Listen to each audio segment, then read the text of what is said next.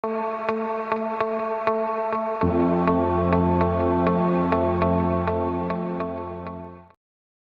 people that came to Boquete were like pilgrims. They didn't come to work for nobody. They came to, the same as the United States. These were people that were persecuted or wanted to have their own religion freedom, or people with courage. And by the way, there's a little anecdote that I want to tell you about how history also is misinterpreted or interpreted in the way that the historian wants to do it, or the politicians. You have heard about the Irish migration to the United States. Ireland was practically the only country in Europe that had adapted the potato as a main food, like in the 1800s. The rest of the countries, generally what the interest would do, get the Pope or somebody to declare the potato as something from the devil. That was it, no? And so it happened with coffee. Coffee took about 800 years to get it to Europe. No, because it would compete with the tea, and the British had the monopoly of the tea, and so there are economical and other reasons for things happening, no? In 1845 and 46, I think it was, you had the potato famine. In other words, the potatoes were grown without fungicides or anything like that, but then you had the blight, potato blight, which destroyed the crop. Oh, and then, those times in Ireland, you had a feudalistic system from landlords and the peasantry. And the peasants were the ones that worked the land. They were dying of hunger. So that's what their staple food is wiped out. Next year, they planted again the same thing. So the things got worse. And then, the history books tell you that 1/3 of the people of Ireland, about a million people, migrated to the United States. 1/3 died, and 1/3 remained. Now the question is, who left, who died, and who remained? Generally, the people that have the courage to not let themselves die or something, these are the ones that are more courageous, more inventive, I mean, more useful to whoever. But aside from that, the real story is that the potato went down. But Ireland, in those days, exported $30 million of sterling pounds, which would be like probably $300–400 million of food. Barley and wheat and eggs and pork and all that. So Ireland had a lot of food, but they let the people die. And most of these landlords shipped these people in what were called coffin ships to the United States. So they try to get rid of them that haven't died in their property.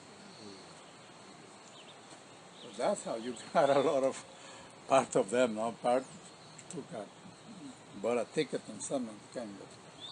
So there are things, I mean, when I read this and I reread it and then I started researching more, I was aghast, no? I mean, this is horrible, no? There was no shortage of food in the country. There was a big excess. Okay. In those days that Boquete started existing as a place, you have the first colonizers that came and started living out of lumber and cattle. Not coffee, not farming. They would just farm, get sugar cane and make these sugar cakes, you know, for calories and things, and plant little things. But the economy of Boquete was very low-key, you know, and in the year 1905, the Watsons, some two brothers, British, I think, they made a hotel in Altolino. Altolino was the seat of the municipality in Boquete in those days. And a church was made in 1907, and they even had a hydroelectric plant and a little hotel. So it was beginning, no? I call that like the colonization phase. Then, shortly thereafter, some people started planting coffee. 1910, around there. And you had one of them was a Denham, an American, started in Palo Alto. He was from Palo Alto, California. That's the origin of the name, Palo Alto. And he was one of the first to export coffee. He exported $30,000 gold equivalent in those days, to the canal zone, to the people that were building the canal. And that was a big thing in the canal when the canal was built. It was built between 1904 to 1914. And a lot of those people used to come here for vacations and things like that. That's where we got Mr. Monique, that built Finca Lerida. I met him when I was a kid. He was a very old man. And then he went out to the United States and died there. But Monique was an extraordinary engineer. He was one of the guys that designed the canal locks. He designed the unpatented siphon system that we still use in coffee to manage coffee in water. So these people used to come, like a little vacation, come here to Panama. Now, so you start like with this, the export economy, because in economics, in any place, if you trade among ourselves, we have to be poor.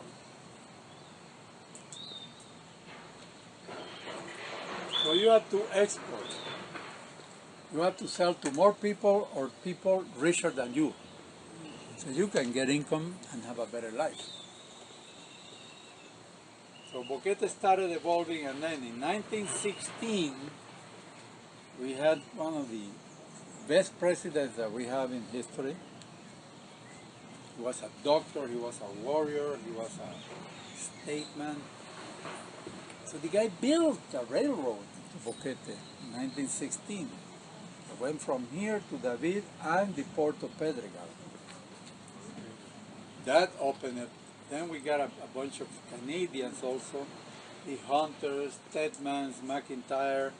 All those people came from Canada. Not many Americans, more Canadians, I would say, in those days than Americans, no? And more Europeans. So there you have the opportunity. If you see the old coffee processing machines, they were all made in Scotland. Really? Very heavy, cast iron type of thing. No? And it was difficult to bring them by oxen, you know, in a cart from David. So, but with the railroad, you could do so. More people came used to the railroad, and the railroad also you could take things out. So that started a new phase that lasted until 1949 when the road was built, the roads for cars. So in those days also, coffee started becoming the number one economic activity in Panama. By the end of the World War, some Canarians, Spaniards from the Canary Islands that were in Cuba. They were good farmers, good administrators, were brought to Panama, about 5 families. Their descendants are here, the Sicilias, the Cruz, Gonzalez. So they started then with the potatoes and things like that, we didn't know anything about that. So they started, then the horticultural part of Boquete started blossoming. Until today. Albuquerque was always a quiet, little conservative farming town, terminal. You come here and you go back the same way. We're not a pass-through town. So that kept us as a nice place, free of crime and all that. And we all were in the same boat. The coffee culture is one of many people, you know, and you get along, and you need a lot of harvesters, and we called each other by the first name, and so it was a very democratic society, you know, in the sense that we don't have big land holdings, you know, and that kind of thing. Although it's interesting that in the beginning, most of these big farms have their own coins. They have their own money. Because we didn't have banks or anything like that. And what happens? You harvest the coffee, you have to let it rest for about 2 months after you finish harvesting, and then ship it out. Generally, before that, it was going to Europe, mainly Germany. Our coffee is very high quality, and the United States by then used these soldiers and all these things around. So, but the United States started now drinking little by little better coffee, and you have Starbucks and all those guys, Trader Joe's, and so now our main market is the United States. We're closer, we're used to doing business, the same currency and all that. But they used to have their own coins.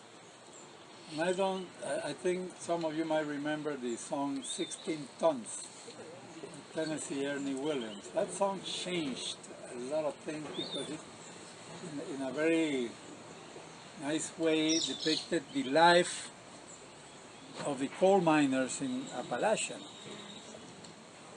One of the things says, St. Peter, don't you call me, because I can't go, I owe my soul to the company store.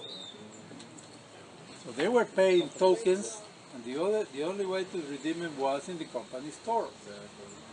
So they never could save, could barely exist, and in some ways it was that way. Remember, man is the wolf of man, and man will try to get advantage of his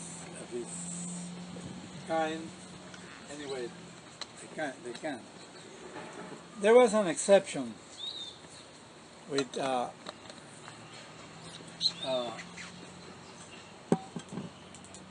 Dr. McIntyre. Well, it's another name, but the McIntyre family with the Cotowa coffee. That guy was a sort of a religious guy, and he had a little chapel still there. And everybody had to go to mass there. Things like that, but he was a very righteous man. His tokens were accepted as currency in town. He had a good name and everybody trusted him. So you could go to La Reina, for example, it didn't exist in those days, but buy something. Then when McIntyre exported his coffee and got his money, he would tell everybody, hey, money is here. So everybody would come with the tokens, and then he will refund them in dollars now. So, okay, and now we're here with all you people. Our little town is all screwed up. We have traffic jams, we have murders, we have theft, we have progress. And we have inflation. But I don't blame any of you. I was a consultant also in strategic planning. The first strategic planning that I did, because I saw this coming, was in 1997. We formed a group that still exists. And then in 2002, we brought from Canada one of these retired planners, stayed with us for 6 weeks. We made the second plan. And then about 8 years ago, we made a big one. We got money from the government, about $500,000, and we make a third big planning, but nobody executes these things. So with the influx of a lot of people coming, discovered us, then you get the thing a little wild, no? It should have been more planned. But anyway, even if it was planned, you get a lot of income here and a lot of different people and wealthier than us, and then you'll have crime and people wanted to steal, because then the economic activity is displaced. Some people lose, some people win. But if you're a young couple right now in Boquete and you get married, everybody used to get married and get a 500 piece of land lot, you know, and build a little house. Now you cannot do that. That little $500 piece of land costs you $20,000, $30,000. So you can move on the backside of your mother's house, get the hell out. So that's one of the things. But okay, we are here and we have to make the most of it, and so I just wanted to talk about this because you should know where do we come from, and try to do as the Romans. Don't bitch too much. Integrate, become a Boqueteño. We will change. I'm a man of change. But let us, the old and the new Boqueteños, make the changes. But at least we went through all this period, you know, this boom period, that people like me, we managed to stop a lot of things. Otherwise, the lawyers and the realtors, those people would have changed Boquete. And I used to tell my old friend Sam Taliaferro,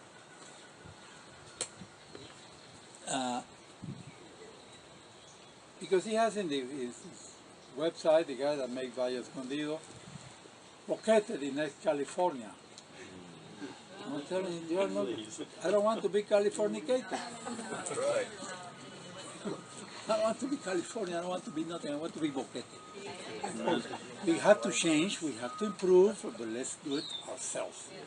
And not with your architecture and you want to be like California, no. There's a lot of people here from Oregon and those places that have come here because they have been Californicated also. And then they move out because your place changes and then you move out. Now, you're going to be very happy to be here. I think this year, in this year 2016, we're going to have what they call an economic correction. And it's going to be tough. And you're going to be glad you're here, not in the United States or Europe. Currency will collapse and we'll have all the problems. And here in this country, and especially in Boquete, we're going to be sort of shielded, like we were in 2008. We have good banks, they're not gamblers. I was a banker in my youth. For 7 years in Chase Manhattan Bank, the credit officer. When I started, I didn't have land or anything like that, so I know a little bit about that. And so there's going to be changes, and our banking system will be strengthened, as it happened in 2008. A lot of banks failed and had to be bailed out and all that. Our banks just strengthened because people all over the world have faith in that, and you got more deposits and things. So I think it's going to happen again. But we don't have that problem that in some other countries you'll have them. You'll have money confiscated. What happened in Cyprus a couple of years ago. Everything about $100,000, the government took it to bail it itself out. The United States is going to do the same one way or another. Because there's no way that you can pay that amount of debt and things. So we have to try to make a living in a place where we are sort of shielded from that type of thing. No? And what I recommend is when a woman friend of mine, she still works with the United Nations, and she has been all over the world. And she would tell me, Rodrigo, when you go to a place, take control of your neighborhood. What she meant like that, you want to know the baker, the butcher, the banker, I mean, try to make some contact, you know, so you know where you are. You are a person and not a number and things like that, and understand the culture. That way you can live better, and it's fun trying to find these things out. No? I was in a line in Banco Nacional once, many years ago, with a Canadian. We were there, and he was bitching, oh, Rodrigo, these banks are so slow, you know, we've been a long time in this line. I said, well, I'm going to tell you something. I'm here because I'm in a hurry. I have to go to David, and it was about 9:30 in the morning. No, the bank had just opened, and I have to do some banking. But otherwise, I come about 1:30, 12:30 at noon. There's nobody here, so you do your banking fast and without any problems. So that's what I mean. Try to take control. Try to know how things work. And if you want to keep bitching, then go back. No? Okay, let's talk about farming now. Farming has evolved also. I'm glad that they're finally, because I changed about 30 years ago. I was the biggest farmer in this area. For many years I was the biggest onion farmer in the country. In '85, around there, I had about 20% of the total onion production of this country, of the whole country, by myself.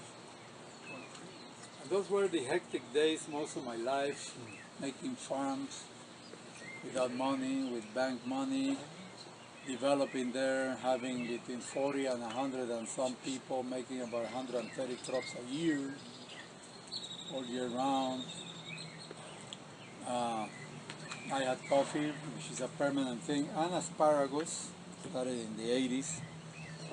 I exported for 3 years fresh asparagus door to door to New York restaurants. And I got the best prices in the world, because I could do it right. And at that time there were no asparagus in the world, because asparagus was only a thing grows in spring.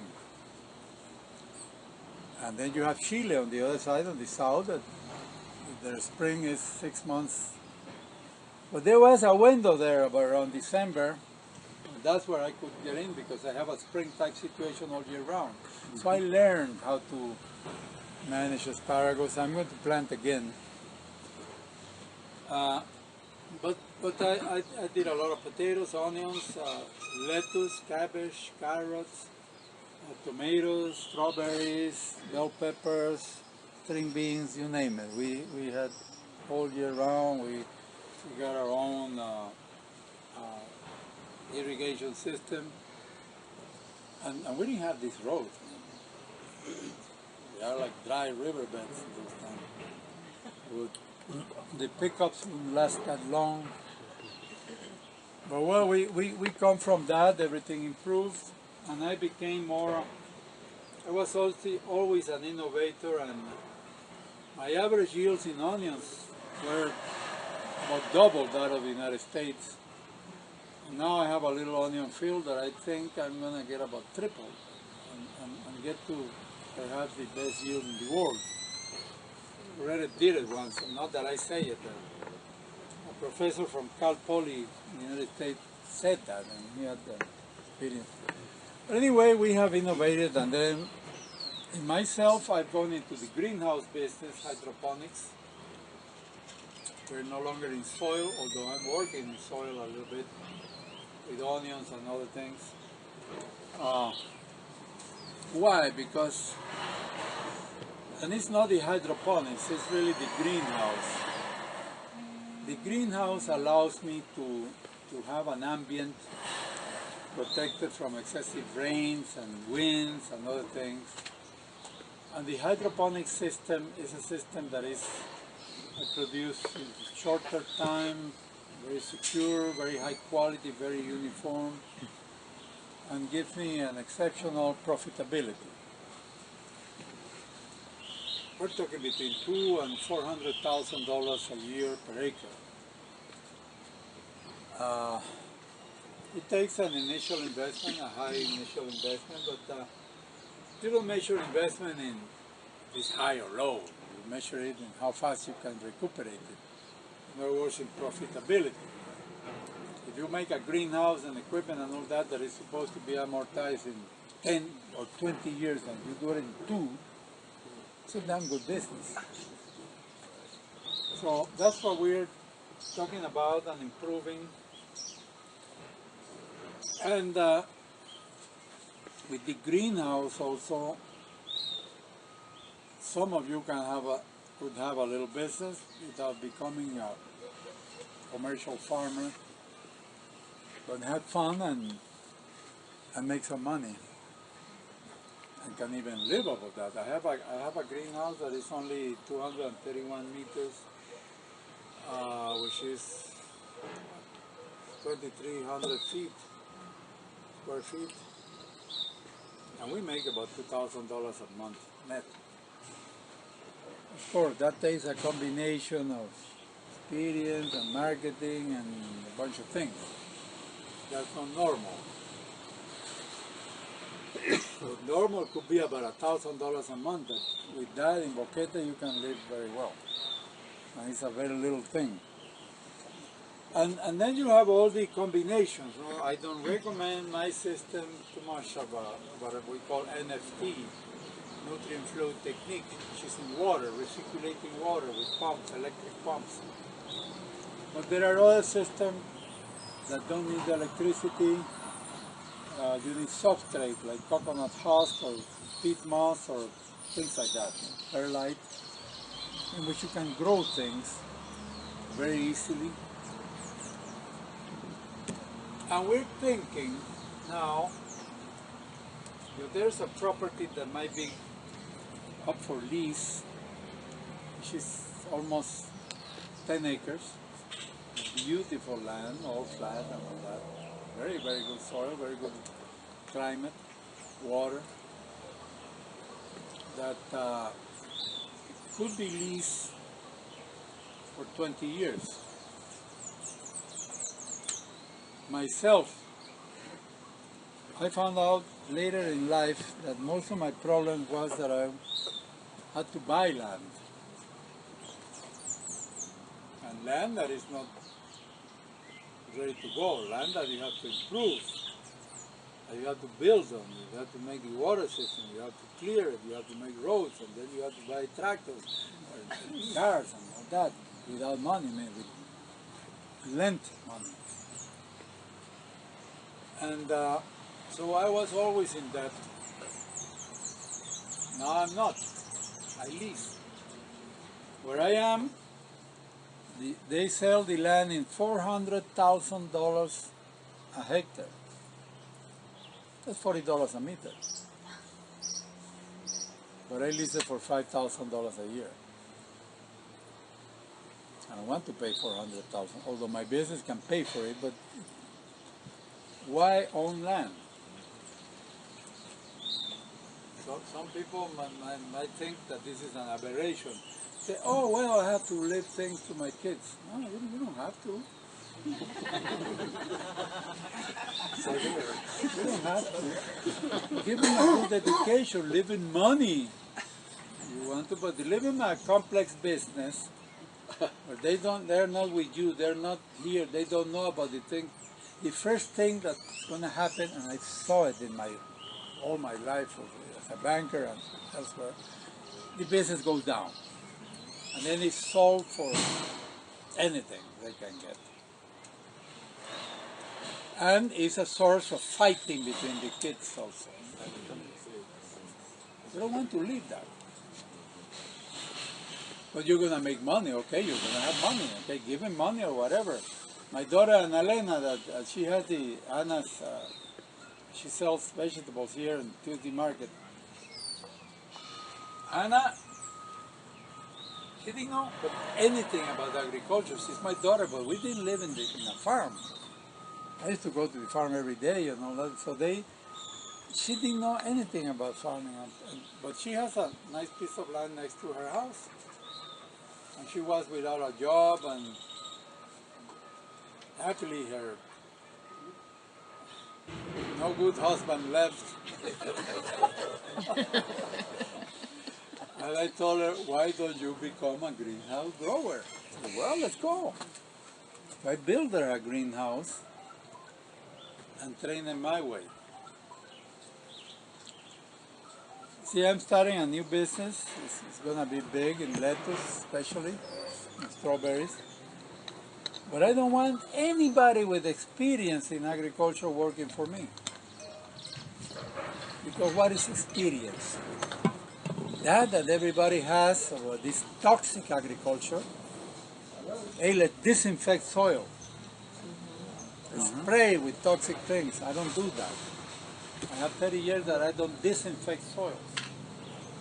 So when we started with Anna, she has a couple of friends, of school friends that are very good in bell pepper growing. So I let them advise her in the nutrition and all that. And then they come, okay, let's disinfect the soil. I said, no. We're going to add life to the soil. We're not going to kill anything. 1 gram, or let's say, you relate better to pounds, 1 pound of these soils have more than 500 million microorganisms. That thing is alive. We have more than 1 trillion microorganisms here, bacteria, my God. And that's like 85% of our immune system, our defense. So you better take care of that. You don't eat junk food and Coca-Cola and that type of thing. You should learn the same in agriculture. Agriculture is not recipes or technological packages. It's understanding. And people tell me, okay, but how's your business, how's that? Well, I tell you, agriculture depends. The first depend is that you try to understand what you're doing, how the plant works, how each plant works with different varieties and things. What is the relationship with the water, with the soil, with the microorganisms, with the climate? You try to understand things, and it's fun, to always learn. And they don't teach that much in the university. Some people tell me, oh, but you went to Texas A&M, one of the best agricultural schools, and that's why you do this. No, I said no. In my time, this hydroponic system didn't even exist. We didn't even have calculators. There was a computer thing, that big building with these cards with holes. No? Now, one of these little things is more powerful than that. No? So I come from that, so I can relate to things. No? And technology also has been improving our lives, unscrewing them in a way. Depends if you get captured by it. There are people that are addicted to games and things and chatting and all these type of things. So those are another problem. So we have to cope with technology, use it, but I don't use much technology like computers and things like that for growing stuff because first we don't need it, and secondly we don't have the service. I mean, if you are in Israel, in the United States, you have to pay $12, $13, $14, $15 an hour for workers that you don't find too much also. Especially in Israel, I used to tell them, hey, these consultants that they send here, no? Sometimes I used to play with them because I used to joke with them. I said, the problem with you, the Israeli people, is that you think that you come directly from God. So you have the monopoly of truth and reason, but you're here in Panama, you're not there. And all that. There, you have a hand labor that is mostly Palestinians. They're your first cousins. You hate each other. You will always hate each other. You will never have peace. You will have absence of war. But those are your workers, like it or not. I don't have that problem. I have my Indians and my people. We like each other, and I pay them above minimum salary and all that. I pay good wages, but they are very, very low according to your thing. So you have a pressure in that sense. Then you don't have enough water. You have a lot of problems. So you have to grow into computerized growing. Because you have extremes of climate. I don't also. But there are reasons why.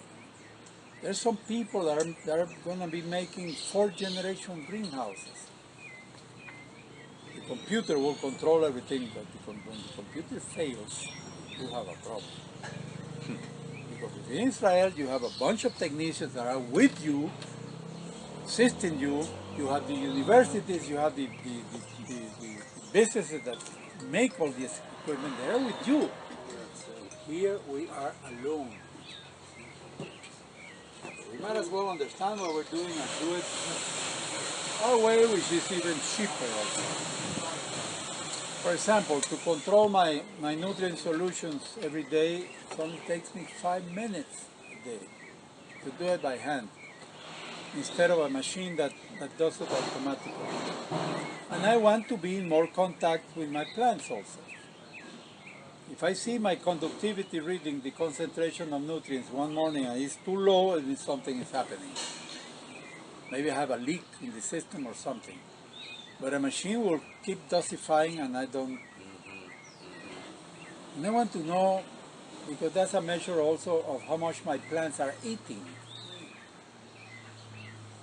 So it has to sound normal to me.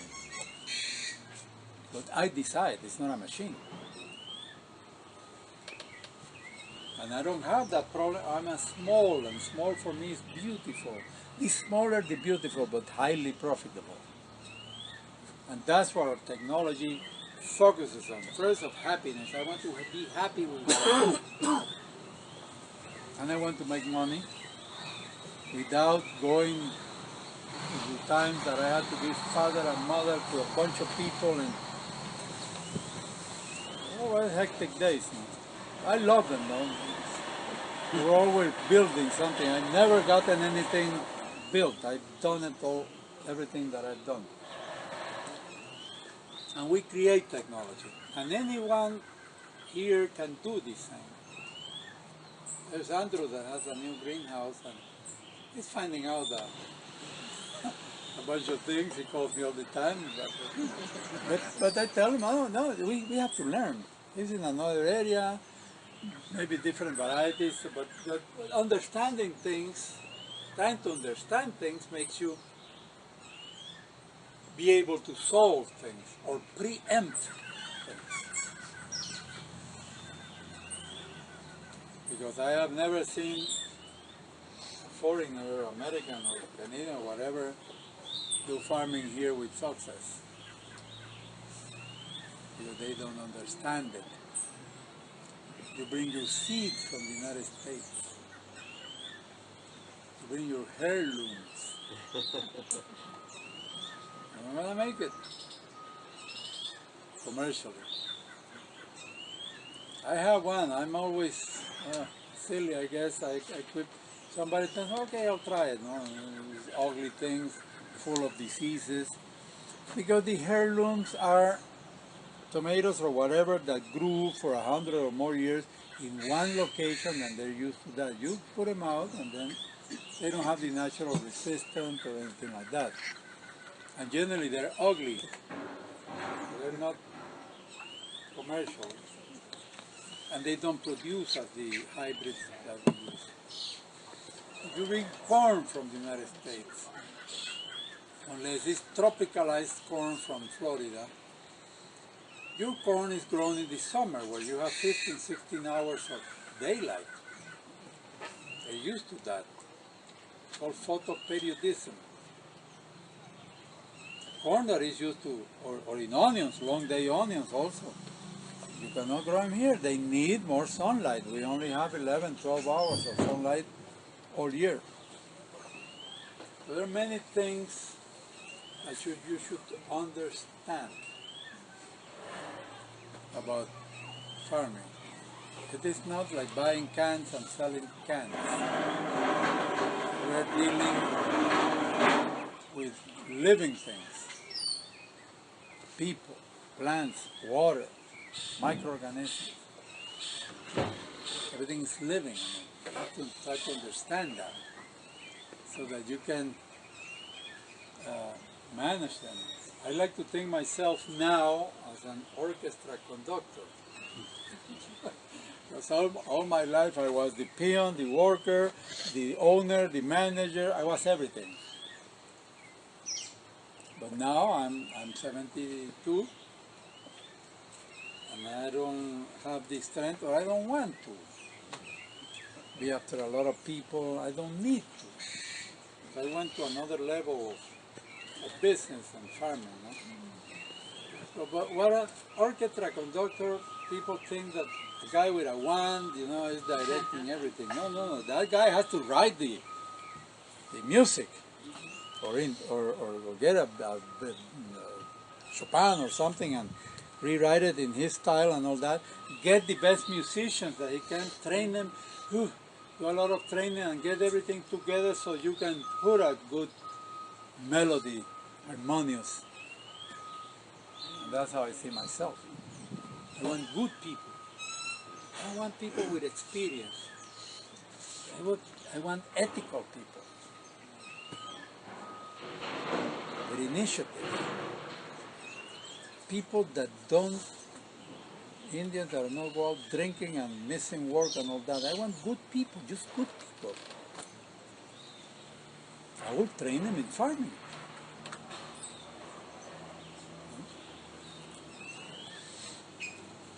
And of course we help each other, and the kids and all that. We're like a family, One of my guys, he has been 20 years with me since he got out of high school.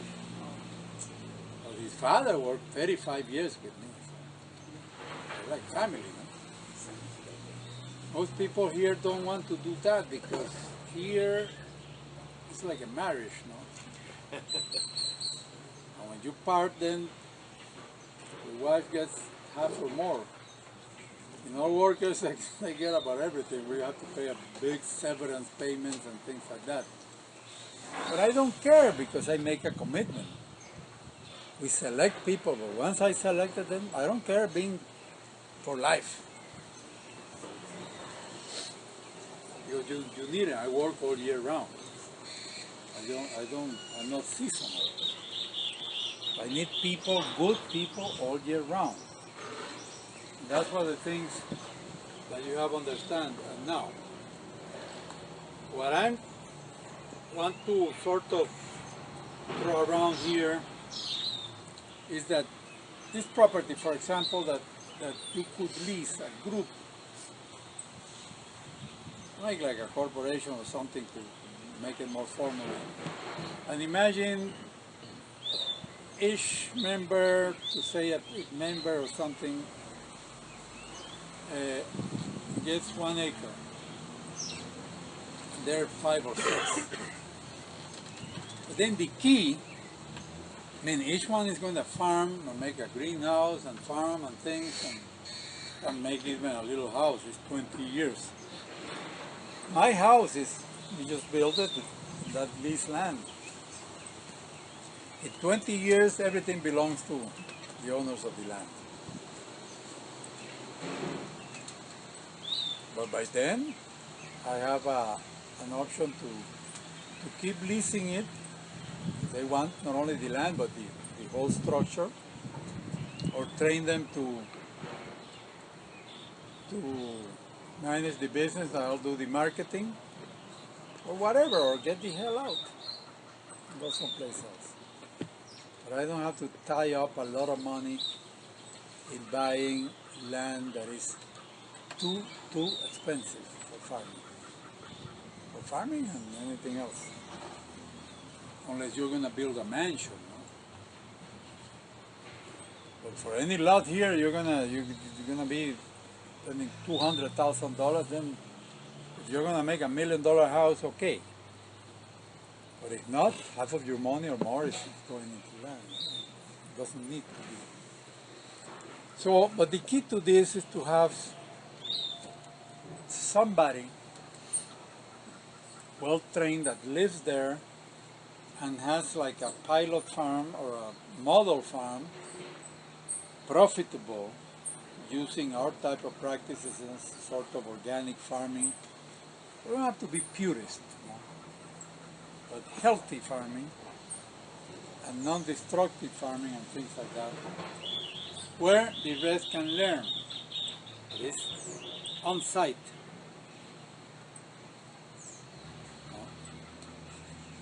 And also the workers can be shifted around, or that's another problem. You have one worker, you have to have worker for him. And if you're outside of greenhouse, what are you going to do with him when it rains?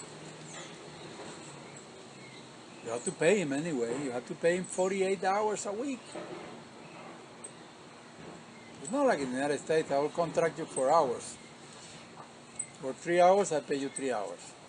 No, here we have to pay 8 hours. Or having once a week or something like that. So that thing of being able to share workers is good. Makes it more profitable, and you can select people better, because also you can pay them better because they're doing work that is more profitable for us. I put it this way. If I have 3 workers working for me, and we are operating in 1 hectare without a greenhouse, and we're growing onions and potatoes and cabbage or whatever, maybe can make more or less or lose money, but suppose we make $6,000 a year net profit in that hectare with 3 guys. That means that each guy allowed me a profit of $2,000. No? In the greenhouse, it's not $2,000. It might be $20,000. It could be $30,000. So the productivity of a man increases exponentially. Now, with a combination of a little greenhouse and soil growing, even better. You can do a lot of tasks in soil, and if it's going to rain or something, get into the greenhouse. In the greenhouse, you can work 24 hours if you want. But those are things to understand and do good farming. And you don't have to be big. And then marketing. Because I'm going to have my marketing system. I already have a cold room working. It's about 700 cubic feet. So, and we are going to be needing also people to grow things for us. Because I'm going to concentrate in lettuce and one or two things more. But we need more things. But I would buy and guarantee a good price all year round, the same price, which is the best part, because you can go a good farmer, and when you don't market well, it's like bell peppers. Finally, after many years, the market is like clogged, and the prices have gone down. I was telling my daughter yesterday, I think you should put more hydroponics and less bell peppers. Because you have more clientele for the lettuce hydroponics, and it's much more profitable than bell peppers. And it's only like you and I mean, there's not much competition. So she's going to be doing that. Because the market should tell you. In our case, for example, I will have the whole Riva Smith supermarkets. And Riva has told me, no, if you have enough things also, I can give you a space in the supermarkets to sell your organic and hydroponic stuff. So we have opportunities. And for a guy like me, there has never been more opportunity for business in my life than now. And it's not because of technology which plays a part. No, I have my own technology that we are sort of on our own. No, but people will catch up or try to catch up. No, my intention is I can share, I can do, and I don't mind competition. I mind being at the top. You want to try to catch me, okay, no? And I'll help you, but I think we have to grow the pie.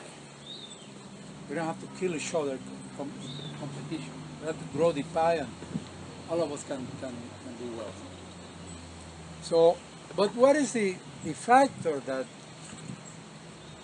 gives me that opportunity that I call?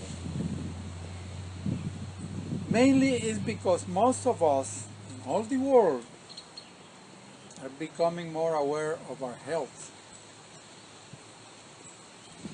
Why? Because every day you see these things, hey, this thing is bad and this thing causes cancer. The other day, the World Health Organization said red meat, like cow's meat, is probably carcinogenic. But all processed meat, does anybody have a gray undyed cart like right out there?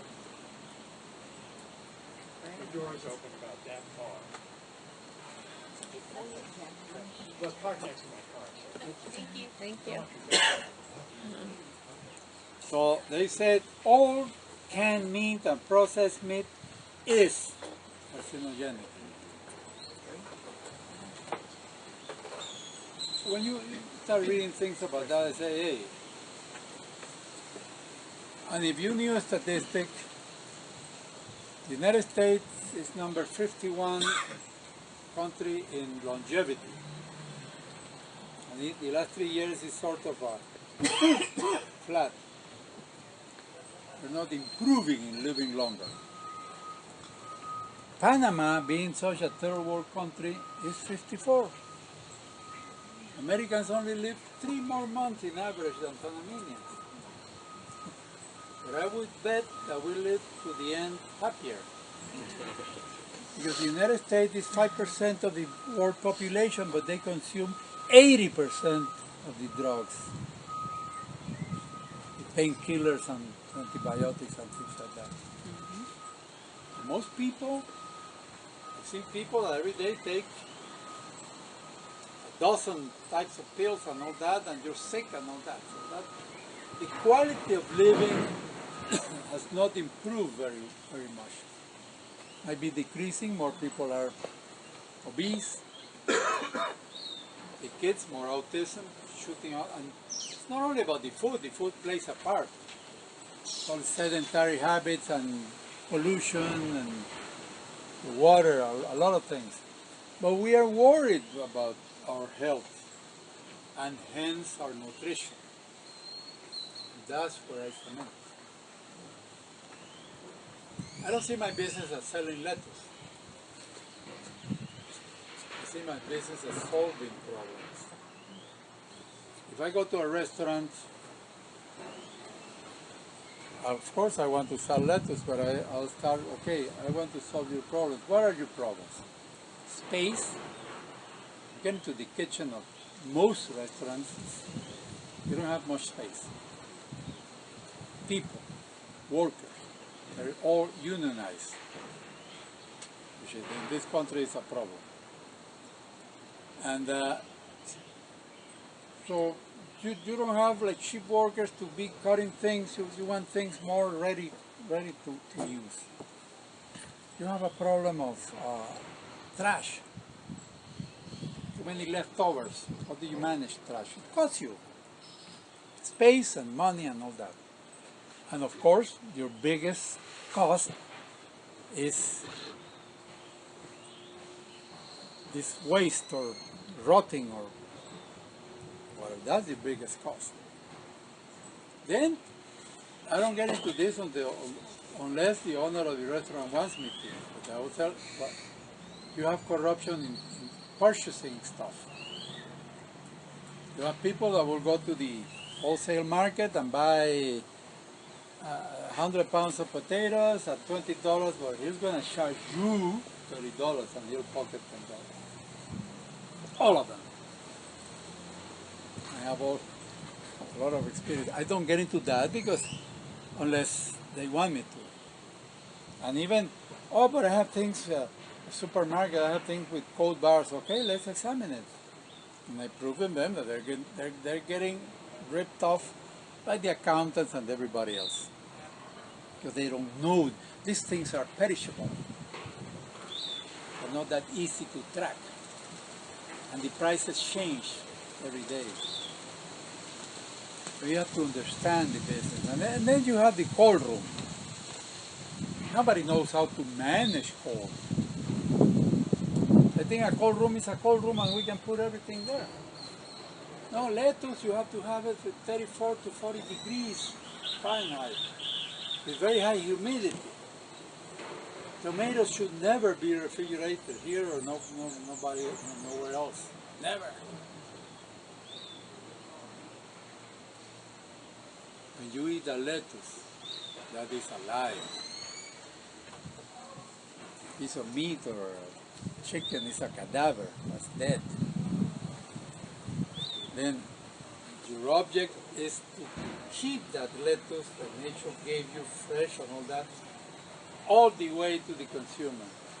Keeping all the flavor, the texture, the nutrition, and hopefully without pesticides as we do. It's a healthy thing, nutritious. But you have to know how to do it. There's a rule of thumb that says, well, first of all, you should harvest early in the morning when the lettuce is, or broccoli or whatever, is, turgid and nice, and not in the middle of the day when it's hot. But you should, as soon as you harvest, cool it. Some things you do with water, hydro-cooling, lettuce and this and that you do with air cooling, like a cold room. So the rule of thumb is that for every hour that passes between harvest and cooling, you are going to lose 1 day of shelf life. And that's for things like iceberg lettuce. My type of lettuce, we cannot talk about hours. They're more perishable. they have more value also because of that, because, hey, you have to do some investment and know what you're doing. So we have to understand these type of things. Then the lettuce is alive, and so he has metabolism. His breathing doesn't have lungs. As you increase the temperature, then it's like us. I mean, when you're at 100 or 120 degrees, you start, your body has to refresh itself, the same as lettuce. Only that they don't have the roots anymore, so they will use their water and their energy to live, and they wilt right away. So the higher the temperature, the faster it's going to wilt and go bad. The other thing is ethylene gas. All maturing fruits, coffee, apple, pears, oranges, whatever, in the maturing process they produce ethylene gas, which is not toxic. If you have a bunch of very green bananas, I'll put them in a bag and put a ripe banana inside. Because the ripe banana will produce ethylene gas and will start the other ones to mature. But bad for lettuce because it makes it increase the metabolism. So it's like poison. So you put those things together, tomatoes that should not be in a cold room, and papayas and all these things, with lettuce and broccoli and all that, and lettuce and broccoli will go back right away. Especially that they don't go low enough in temperature. They keep the temperature about 50, 60 degrees, and then the ethylene gas will work on it. So our restaurants are used to that. They're used to losing half of their purchase of lettuce and all that. And I guarantee them that with my lettuce, it's going to be 100%. I will guarantee them that. If they don't stump it or something, no? They have a normal procedure. So that's what we do now in greenhouse, and we're willing also to collaborate with any of you that want to understand this a little bit better, and even have the opportunity of growing your own, not in a cooperative basis in the sense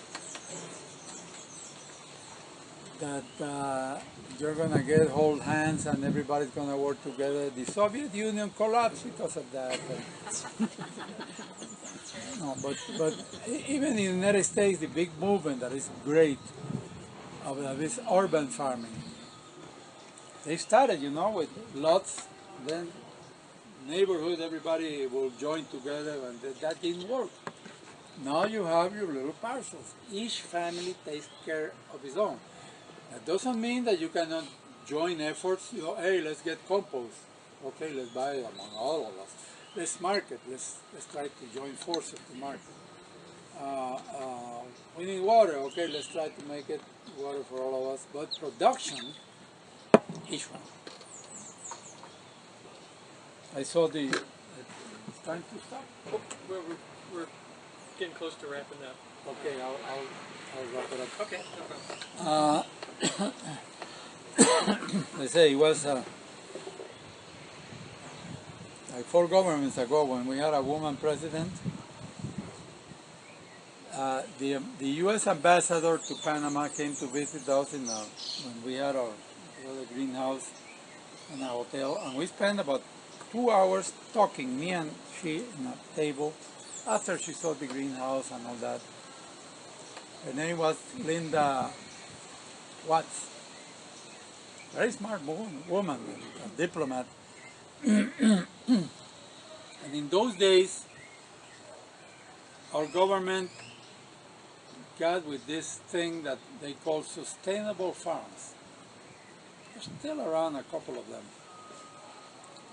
Sustainable farms meant that you got the poorest of the poorest, peasants, get them together, get them a piece of land, and get our USDA to make, you know, rice in, how do you call it, like in paddy fields, and the chicken and the duck and the yuca and the corn, and, you know, like make like a co-op, everybody farming, and everybody will do work equally, be equal, you know, and distribute equally and live happily ever after. And I told her, Ambassador, I could talk for 60 hours without stopping about this. But I'll tell you, this will not work. I challenge you, your people, in good faith,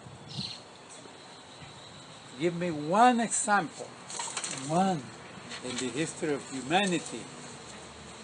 Go back to the Neanderthals, to the Chinese, to the Greeks. Give me one example that at least 20 years. Sustainability for me means generation. Let's take it to one generation, 20 years. That something like that has worked. If you show me an example, I'll go to Panama City, go to national television, kiss your feet, and take off for my country and never return. And I said that also in national television. Still waiting. Doesn't work because of human nature. And the politicians that think that they know better for us, but she said, oh, Rodrigo, but this is a beautiful program. We're funding it, you know, the USAID and the World Bank and all that. And so, well, with all due respect, Ambassador, you know, I'm very frank. I say things clearly. You are a diplomat, I'm not, so I'm going to talk clearly. You, USAID and all this, World Bank and all that, has screwed half of humanity in goodwill in the name of social and economic progress. Oh, you're poor. There is a guy, many studies have been made, and it's just common sense. A guy that has been there for 1,000 years, a peasant. He lives well, he's independent. He knows about 100 species of plants and maybe 20 of animals, and he understands what he's doing, and he's well fed. Maybe he lives in a shack, okay? Oh no, you're poor. We want you to improve. So let's cut all this down and get this wonderful rice. Norman Borlaug was a professor in my university, Nobel Prize winner, great guy, but that was a technological advance that screwed half the world. Because it puts you, the farmer, into a monoculture type of thing. It's to grow a bunch of things. Some wild, some that you knew how to grow. You have to feed yourself and your family. Now you get into this thing and they make you dependent. It's a hybrid, so you have to buy the seed every day. You cannot save it. And then these things have more yields, but you have to have a pump to spray it because it's more vulnerable to diseases and insects and all that. And you have to fertilize it like hell. You have to use more water. This is happening in India. Luckily, India got out of that, this Monsanto crap, no, with the transgenic GMO stuff. It's already happened, and then you have 200,000-300,000 farmers that committed suicide. And I cannot blame it all in the last 12 years. I cannot blame it all in the GMOs and Monsanto, but it's a big part of it because it creates dependency. You fail 1 year, you're done. You are in debt. Nobody will lend you again. You don't even have your seed. You cannot use your seed. So we have a program also of trying to help, and groups like yours can develop this type of thing. I'm willing to help to get the especially the poor people, those that we say that are in vulnerable conditions in regarding food security, they cannot feed themselves very well. And what is the answer? You have to give them money like in welfare. We have that and it's doing disaster, the same as in your country. Today I read this morning, about 4 o'clock in the morning, Fox News, that the Congress or some, that they're going to pass, adjust the law to go back to the Reagan years. If you're in welfare, you have to work. If you work, we'll give you free food. You don't work,